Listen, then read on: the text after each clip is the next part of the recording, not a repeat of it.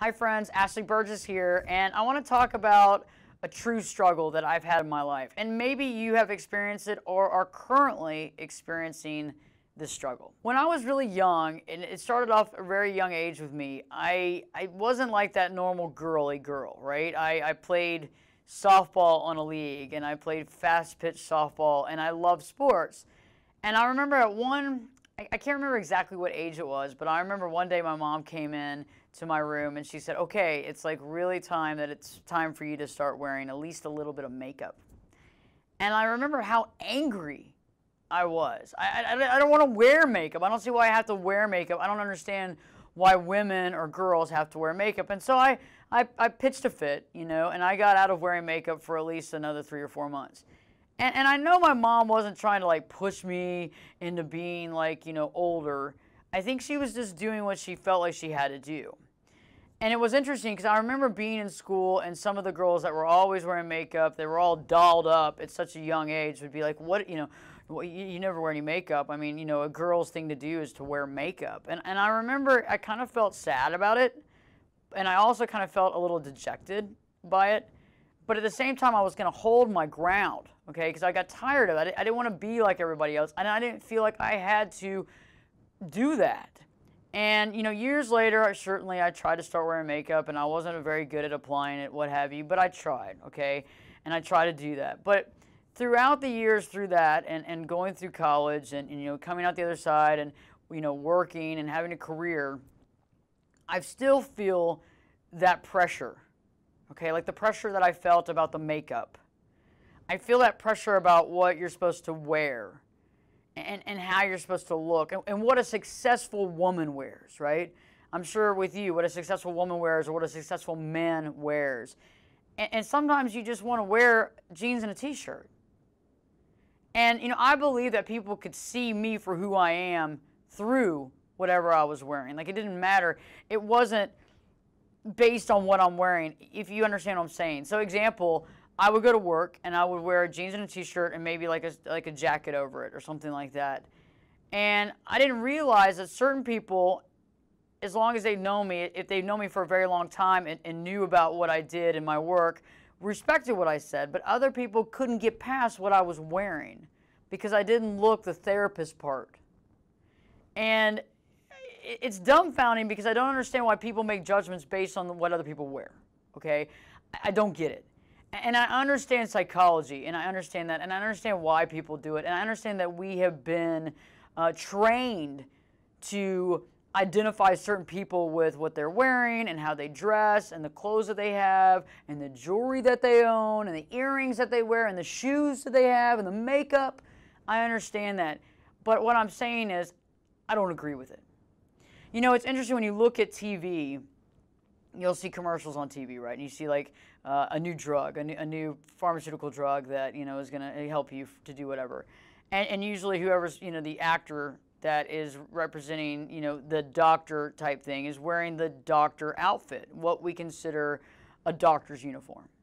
When you see another medication or something else come up on TV, you might see scientists in a lab. Okay, and the scientists are wearing what? Lab coats, right? That's what scientists wear. And it's very interesting how, when you think about it, we have been trained to believe that, people wear these specific things, have these specific jobs, even though obviously in these commercials, these are actors, okay? And so reflecting back to my own life, I think that's interesting because I don't want to wear symbols. Okay, I don't want to be a symbol of something. I want people to see me for me. I want them to accept what I have to say, to listen to what I have to say, but better yet, to see my authentic self. And I don't want to trick anybody into identifying me as who I'm not or who I am. And so I find that a struggle. And you might feel the same way, where you feel like you just want people to see you for you. You want people to understand where you're at. And how do we get past this glass ceiling? And I'm using the glass ceiling terminology in a different way. But how do we get past that where we can be in a civilization where, a very intelligent person could be wearing shorts and flip-flops at the meeting and they come up with this amazing idea that revolutionizes our world. Why does it have to define what they wear? Why do they have to wear expensive shoes and have an expensive, watch? Something that you can see from space. You know how you see people like the bigger and the bigger and the bigger watches are more expensive. It's like, why can't we just be real? And so I've come up with some things that might help you in your life. The first thing that I've realized is you can't expect people to know who you are in the beginning. Okay, I get that. You can't expect people to know who you are without getting to know you. And so sometimes dressing the part, or at least, maybe not always wearing the most comfortable clothing, and kind of, setting yourself up there can help people to maybe listen, or at least see you in a certain light in the very beginning. And so I'm not saying to put an air on or to put a mask on.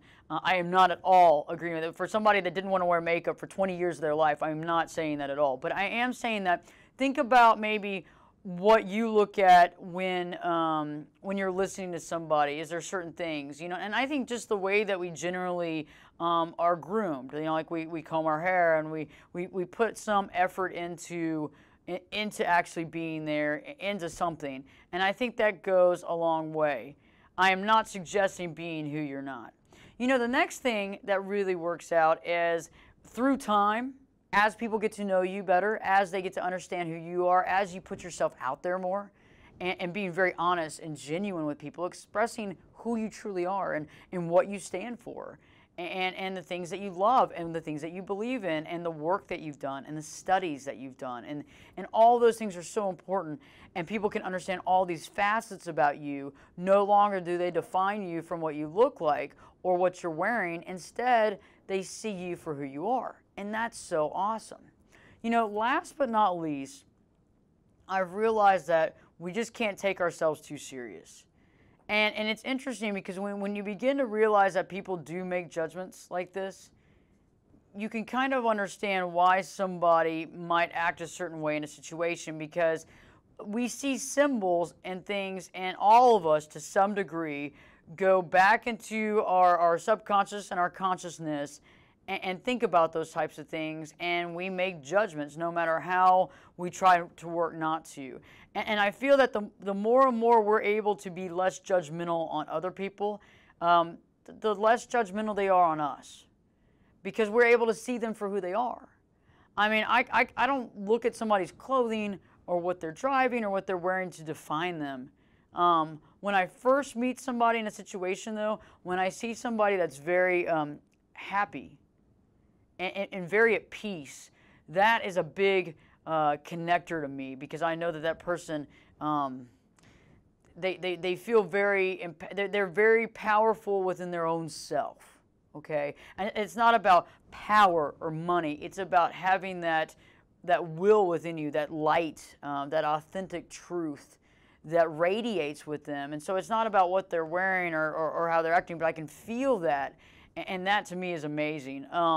Another thing too is that I realized that if you develop your own sense of style, and you find that sense of style that makes you feel good about you, that you feel good in, that also radiates. So it's not about impressing other people, but when you feel good about who you are and what you do, and you have that style, people relate to you.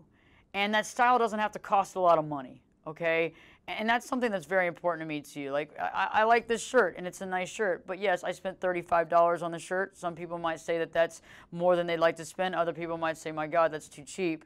But I think that it looks good on me.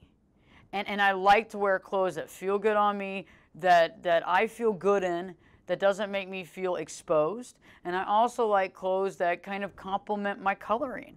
And I really think about those things, and it's not like, oh, I wonder how they're going to look at me. It's more like I feel good when I put it on.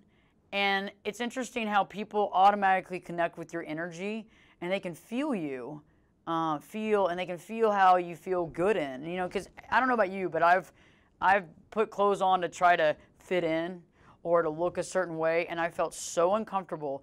That feeling of being uncomfortable radiated in everything, and it probably rubbed off on them, and they felt like there was something up with me. And I don't want to feel that way ever again. So I'm not telling you to try to fit in. I'm just explaining the fact that people make judgment calls on the way we look every single second of our day until they actually get to know you. Remember that in your mind and realize it. I'm not saying it's good because it really kind of upsets me to some degree, but there's not much I can do about it except for just making long-term friendships and personal relationships as well as professional relationships and letting people get to know me, see me for everything, warts and all, and all of a sudden people begin to understand you and they get past our outside, exterior, and they're able to really connect with you on a soul level. Thank you for watching this video. I hope it's helped you. And please subscribe to the channel if you haven't already and like the video and leave comments because I love to interact and I'd love to have a conversation with you. Live your true life today.